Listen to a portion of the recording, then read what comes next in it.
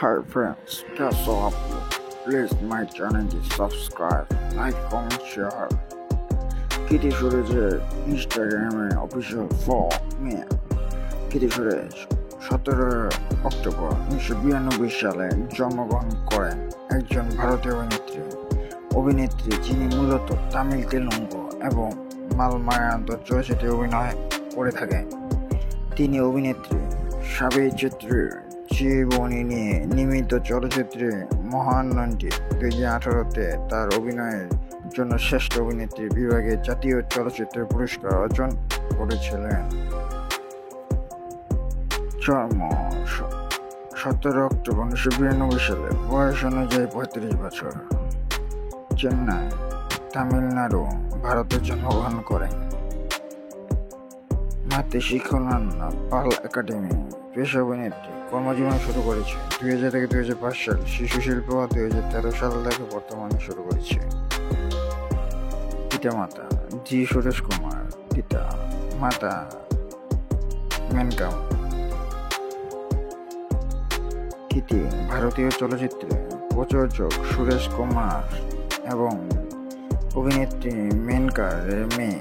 Kitty 2000 সালে এর দশকে গোড়ার দিকে শিশু অভিনেত্রী হিসাবে অভিনয় শুরু করেছিলেন এবং ফ্যাশন ডিজাইনের উপর পড়াশোনা শেষ করে তিনি পুনরায় অভিনয় জীবনে ফিরে আসেন।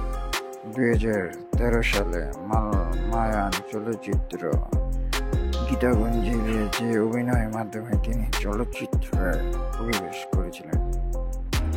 তিনি বিভিন্ন উল্লেখযোগ্য চলচ্চিত্রে অভিনয় করেছিলেন, যেমন রিং মাস্টার 2014, ইডু এন্না মায়াম 2015, রজনী মারুগান 2016, রেমো 2016, নেনু সাই লাজা 2016, ভৈরবা 2017, নেনু লোকাল 2017, থাকা সন্ধান কুটুম 2018, মহানটি 2018, সান্দাকজি 2018 এবং সরকার 2018 ইত্যাদি। কিটির জন্ম মালয়ালম চলচ্চিত্রের প্রযোজক এবং পরিচালক সুরেশ কুমার